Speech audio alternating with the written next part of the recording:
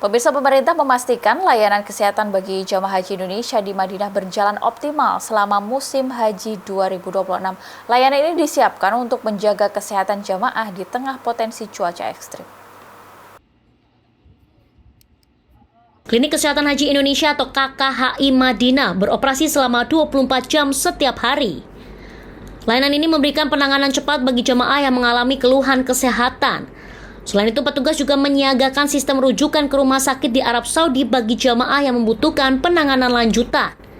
Kepala Seksi Kesehatan PPIH Dakar Madinah Dr. Eni Nuryanti mengingatkan jamaah untuk mewaspadai risiko dehidrasi selama menjalankan ibadah. Jamaah diimbau untuk tetap memenuhi kebutuhan cairan tubuh dengan minum secara rutin dalam jumlah kecil namun sering.